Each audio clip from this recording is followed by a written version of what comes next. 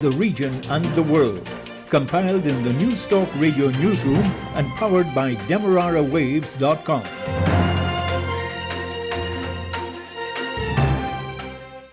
The news comes to you with the compliments of Eureka Medical Laboratories. With the news at this time, I'm Dennis Chabrol. Good morning. First, the highlights. Healthcare workers are among those infected by the coronavirus, but the health minister says there is a standby plan. Police are probing a suspected murder-suicide by a couple at their East Bank Demerara residence. A woman in Linden is hospitalized in a critical condition after she was allegedly beaten by her partner. Regionally, a former Colombian military officer has been charged in the United States in connection with the assassination of Haiti's President Jovenel Moïse last July. A Barbadian law lecturer says if COVID-positive persons are barred from voting, their constitutional rights will be violated. Internationally, anti-government protesters in Kazakhstan's main city Almaty have stormed the mayor's office on the second day of protests over fuel prices. The details of these and other stories in a moment. Don't let the fear of contracting the coronavirus disease deter you from seeking the medical care you need. At Eureka Labs, we ensure the safety of our clients and staff with our rigid sanitization routine. This involves the use of ultraviolet lights to effectively rid the air and all surfaces of viruses and bacteria that may be present throughout the lab daily. The light works to rapidly inactivate microorganisms through a physical process that is invisible to human eye. So the next time you need a checkup, don't hesitate to give us a call on 225-7574 to schedule your appointment. And now the news in detail. Minister of Health Dr. Frank Anthony says that doctors and nurses are among those infected by what appears to be the rapidly spreading Omicron variant of the coronavirus COVID-19. So there are a number of persons who have tested positive, both doctors and other medical staff. We have been constantly monitoring and we have taken mitigation measures. So it has not had a big impact so far on service delivery. But if more and more people get sick, well then obviously it's going to have an impact. But so far, with the persons who got sick, we're monitoring them. Most of them are either asymptomatic or mildly symptomatic, and we expect that they will return to work shortly. The health minister is assuring Guyanese that there is a countrywide contingency plan should more health workers become sickened. He says the plan entails shifting workers from non-critical areas to others to manage COVID-19 patients and other sick persons. He says currently there is sufficient staff to manage the public health sector. In related news, the Health Ministry says Guyana has recorded its highest number of daily COVID infections. That number is 485. Of the 62 persons hospitalized, 8 are on the intensive care unit. The figures also show that 1,715 other persons have been told to isolate themselves at home in an effort to prevent the virus from spreading. The COVID-19 death toll is now 1,058. This with the passing of 2 fully vaccinated men. One of them was 60 years old and was from Region 4 Demerara Mahaica, and the other was 38 years old and he was from East Bremis Quarantine. In the wake of fears that a highly contagious Omicron variant is in Guyana, the Health Ministry is urging Guyanese to wear specialized masks to reduce the chance of contracting the virus. The Ministry of Education says it has received thousands of personal protective equipment for distribution to students, teachers, and other staff. The more than 80,000 face shields, over 24,000 KN95 masks, over 126,000 disposable masks, 2,600 surgical gowns, and more than 6,000 face goggles were donated by SEWA International. The Ministry of Education says the personal protective equipment will be donated firstly to hinterland schools before being moved to the coast and Georgetown. Permanent Secretary of the Ministry of Education Alfred King says this is because most of the schools in Georgetown and other regions already have sufficient supplies of personal protective equipment to guard against the coronavirus. SUA International Guyana is a youth organization. A 27-year-old woman was shot dead and her partner's body was found with a single gunshot wound to the head and a handgun about 2 feet away from him. Police suspect that it was a murder-suicide.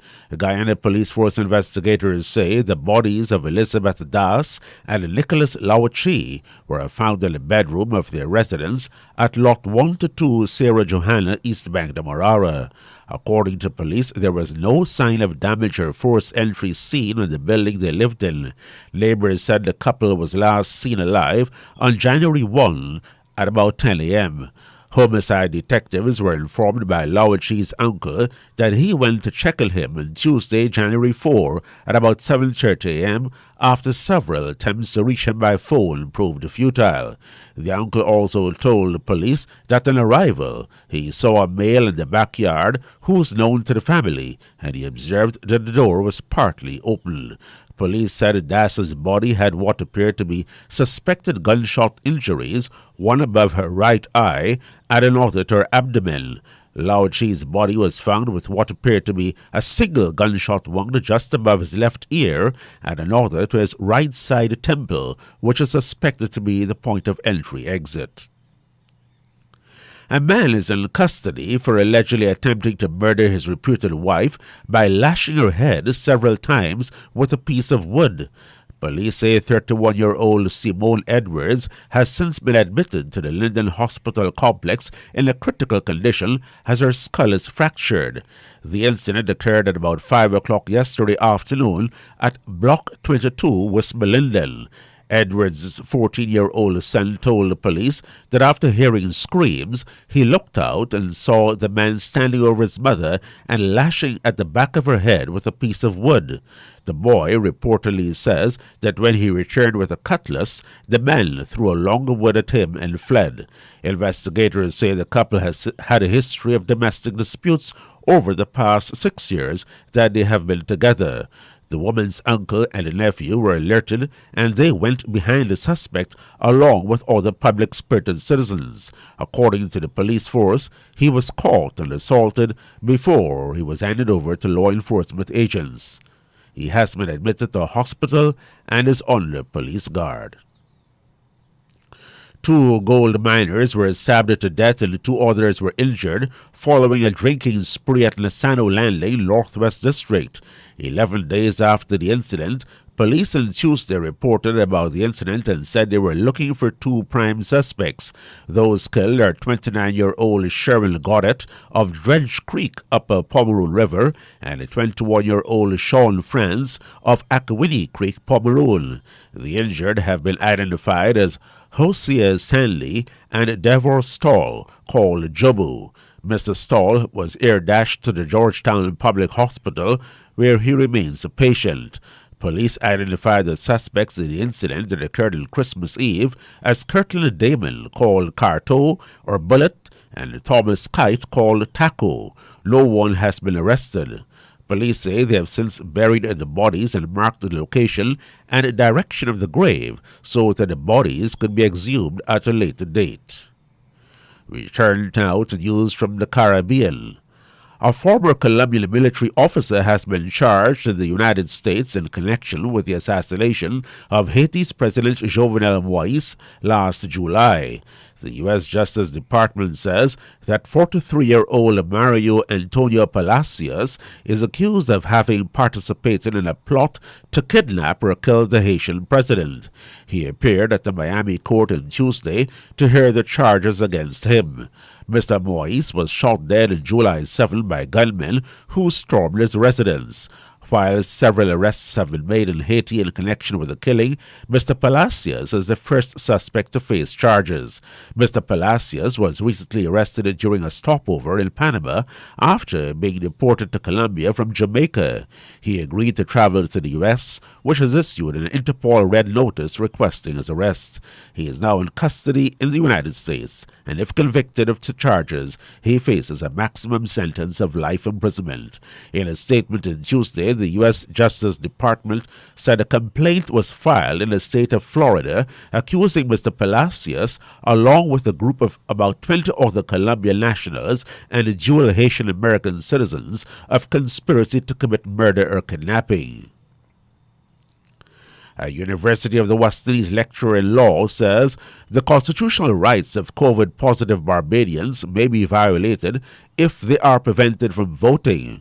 Dr. Ronnie Yearwood, who was also a candidate for the Democratic Labour Party, was reacting to a position reiterated by the chairman of the Electoral and Boundaries Commission, Mr. Leslie Haynes.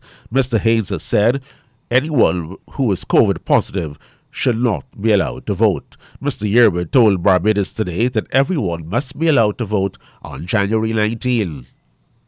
What you've got is literally thousands of people that will possibly be disenfranchised, and that cannot be right in a democracy. We have to ensure that every vote counts, every vote matters, whether it's during COVID or whether it's out of COVID. That's how democracy operates. Mr. Yearwood says the government and Electoral and Boundaries Commission needed to put proper systems in place to ensure that COVID-positive persons can vote. Antigua and Barbuda's tourism sector is hoping for a rebound of the cruise industry. Carnival Cruise Lines is back in Antigua for the first time since 2018, but its hopes are on shaky ground as the United States Centers for Disease Control and Prevention has advised that people should avoid cruise travel. Details from ABS Radio.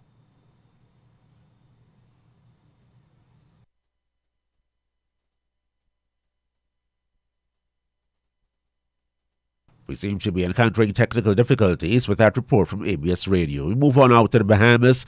A man who was convicted 37 years ago and ordered to detain at a rehabilitation center could soon be freed following an order from the Privy Council.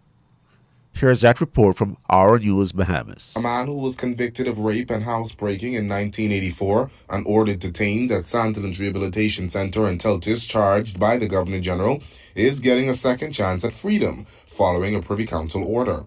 In April 1984, Christopher Stubbs was sentenced to 7 years in prison on each count after conviction. 36 years later, Stubbs sought leave to appeal to the Privy Council, arguing that his confinement was unconstitutional and a breach of his rights under Article 20 of the Constitution. His attorney, Sonia Timothy, says the decision has wide-ranging implications. This appeal and the decision of the Privy Council not only impacts Eric Stubbs, but others who are in a similar position as he is, who have been detained at Her Majesty's pleasure, who have been detained at the Governor General's pleasure. Due to mental challenges, Stubbs was sentenced to Sandilands Rehabilitation Center and has been there ever since. Stubbs appealed the conviction and sentencing in 1985, and both were quashed.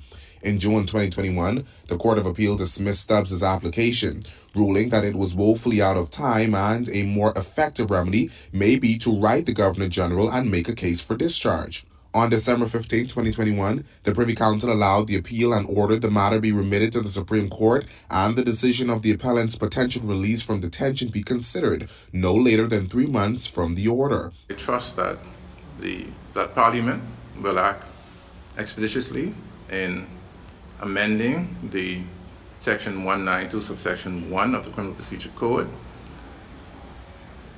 and to put in place the power by virtue of statute that is necessary to not contravene the Constitution. The matter is scheduled to be heard before Justice Bernard Turner on the 21st. At that time, a psychiatric and social report will be considered on if Stubbs is suffering from a mental disorder requiring him to be detained in hospital for medical treatment. Reporting for Our News, I'm Berthany McDermott. And now return to Antigua and Barbuda, where the tourism sector is hoping for a rebound of the cruise industry. Carnival Cruise Lines is back in Antigua for the first time since 2018, but its hopes are on shaky ground as the United States Centers for Disease Control and Prevention has advised that people should avoid cruise travel. Details from ABS Radio. Carnival Cruises back in 2019 announced its intentions to pull its 4 calls to port for the 2019-2020 winter season. News of this came shortly after the Antigua and Barbuda government announced plans for a 30-year lease agreement for the island's main seaports, which came into effect later that year. The government, following the pullout, entered into a series of discussions with Carnival Cruises. Those discussions have borne fruit with the arrival of Carnival Freedom on Tuesday. Antigua Barbuda Tourism Authority Chief Executive Officer Colin James says this is the first Carnival cruise vessel to arrive in Antigua since 2018. Antigua Barbuda has a good product. We have excellent port facilities. So even as we have commissioned that 5th berth and we have lobbied hard with all our cruise line partners for renewed calls, and this is just a testimony to that. There's strong confidence in the destination. Antigua and Barbuda is anticipating over 400,000 cruise passengers throughout the year. But the recovery of the sector and return of Carnival Cruise Lines come at an uncertain time for the industry. The U.S. Centers for Disease Control and Prevention advises against cruise travel, regardless of vaccination status. The cruise industry seems to be being dealt with a little bit harsher than any other mode of transportation because, the same tests and protocols that you have to board a cruise vessel is the same that you have to get on an airline. It is, I know, a cause of concern for the entire cruise industry, but we continue to work with the regulations that are in place. As of Tuesday, Antigua and Barbuda is included in all 4 of the line's Caribbean cruises. 3 of the 4 excursions are scheduled for January of this year. Rakib Aparicio reporting for ABS News. Trinidad and Tobago's joint trade union movement, JTUM, is telling public sector workers who have not been vaccinated to go to work. The union heads held a press conference on the steps of the Attorney General's office in Port of Spain to raise their concerns about the government's plans to create safe zones in public offices. According to the policy, workers must be vaccinated by mid-January, or if not, they'll be sent home with no pay. TTT News Online has the details. The joint trade union movement is calling on workers to show up to their jobs come mid-January, despite the government's insistence that public sector workers should be vaccinated against COVID-19. The public sector vaccination policy was announced by the Prime Minister in December. He said if workers fail to comply, they will be furloughed. While speaking to the media outside the Attorney General's office, President of JTUM, Ansel Roger, reiterated the union's call for more consultation on the matter. No worker is obligated to give any response with regard to his or her vaccination status. You are not required to do that within your terms and conditions of employment, within your various collective agreements. And therefore, stand your ground that is your personal record and do not assist them to fire you or to get rid of you from the job. Mr. Roger added that the call by the unions for the removal of the deadline for the policy has not been heeded. That the Attorney General has not responded to us, responded to our letter, responded to the last meeting that we had. Instead, he's out in the press and so on. And that instead of responding to us, he is misrepresenting and has misrepresented our views and our articulation. And that he is leading the charge in the government to deconstruct the very industrial court where all of these matters will be headed. Attorney General Faris Al-Rawi has said that the unions are yet to provide an alternative to government's vaccination policy for government workers. Mr. Rogers said there will be a response soon. That report from TTT News Online. And now for the latest bulletin of international news, we go to the BBC World Service. BBC News. Hello, this is Jerry Smith. Anti-government protesters in Kazakhstan's main city Almaty have stormed the mayor's office on a second day of nationwide unrest sparked by rising fuel prices. Hundreds continue to demonstrate despite the dismissal of the government by the president Kasim-Jomart Tokayev. Rayhan Dimitri reports. This unrest is unprecedented in Kazakhstan because it's happening simultaneously in a number of major cities across the country. It was sparked by a hike in the price of liquefied natural gas. Since the beginning of the year, the cost of LNG, which many people use to run their cars, has doubled. The protests started on the 2nd of January in western Kazakhstan, where much of the country's oil and gas is produced. The Kazakh President Kassym-Jomart Tokayev has declared a state of emergency in the city of Almaty and in the oil-rich Mangistau region. The European Union's top diplomat, Josep Borrell, is in Ukraine to demonstrate support for the country as tens of thousands of Russian troops remain close to the border. Mr. Borrell is due to visit Stanitsia Luhanska, which was briefly occupied by pro-Russian separatists in eastern Ukraine in 2014. It's the first such visit by any EU foreign policy chief to the region since the conflict began.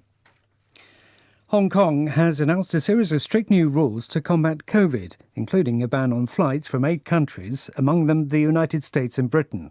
Restaurants will have to close at 6 in the evening. Bars, sports centres and entertainment venues will not be allowed to open at all. There have been relatively few cases in recent weeks compared with many parts of the world, but Hong Kong, in line with the rest of China, is trying to eliminate all infections. The territory's leader, Carrie Lam, has been speaking to reporters. The advice given to me by my colleagues in the public health arena is we are facing a very dire situation of a major community outbreak anytime. And that's why we have to take very decisive measures. There's been anger in Australia at the decision to allow the world's top men's tennis player, Novak Djokovic, to play in the Australian Open, despite strict COVID rules. Players have to be fully vaccinated or receive a medical exemption, as happened in the case of Djokovic. Tennis fans, commentators and politicians all said they were concerned. Scott Morrison is the Australian Prime Minister. Novak Djokovic, when he arrives in Australia, I'm not quite sure when he's going to turn up, but I don't think it's too far away. If he's not vaccinated, he must provide acceptable proof that he cannot be vaccinated for medical reasons. So we await his presentation and what evidence he provides to support that. If that evidence is insufficient, then he won't be treated any different to anyone else and he'll be on the next plane home. You're listening to World News from the BBC. Japan and South Korea have condemned what appears to be the test firing of a ballistic missile by North Korea. It travelled 500 kilometres before landing in the sea between Japan and the Korean peninsula.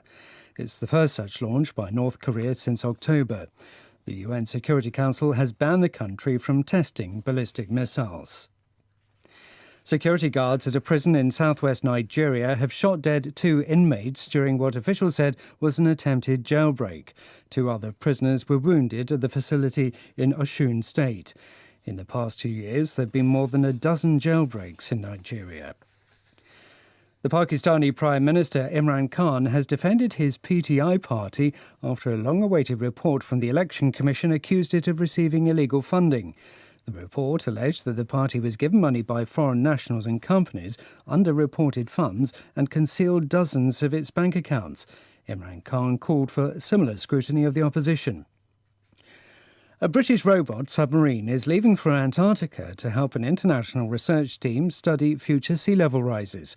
Boatim at Boatface, as it was named in a British public poll, and a Swedish robot called RAM aim to collect data on how warm ocean waters are undermining the giant Thwaites Glacier. It's already responsible for 4% of global sea level rises and has been behaving in increasingly unpredictable ways. Professor Karen Hayward is the project's leader in the UK. The Thwaites Glacier, it's the size of the UK, and it's sliding very slowly down the continent of Antarctica towards the sea. When that glacier reaches the sea, it floats on the top of the water, like your ice cubes do on a gin and tonic. And that big ice shelf, it's hundreds of meters thick, and you can't get there by any other means other than robots.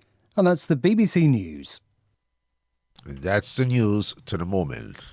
A COVID-19 PCR test is now mandatory for many routine activities, including travel and return to work purposes. At Eureka, our trained and experienced staff will ensure confidentiality while your test is conducted in a professional and timely manner, with results in just 48 hours. So the next time you require an efficient and hassle-free PCR COVID-19 test, call 624-8378, 608-8378, or 623-7233 to schedule your appointment. You can also ask about our house call testing service.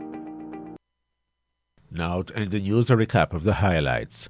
Healthcare workers are among those infected by the coronavirus, but the health minister says there is a standby plan. Police are probing a suspected murder-suicide by a couple at their East Bank Demerara residence. A woman in Linlin is hospitalized in a critical condition after she was allegedly beaten by her partner. Regionally, a former Colombian military officer has been charged in the United States in connection with the assassination of Haiti's President Jovenel Moïse last July.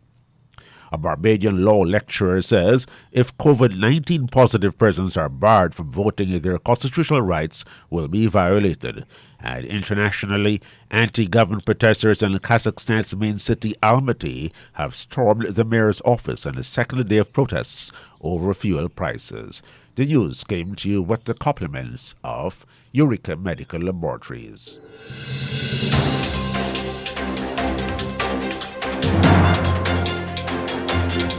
This has been the news, compiled in the News Talk Radio Newsroom. For ongoing updates, visit demerarawaves.com, and you can check facebook.com/demwaves and twitter.com/demwaves.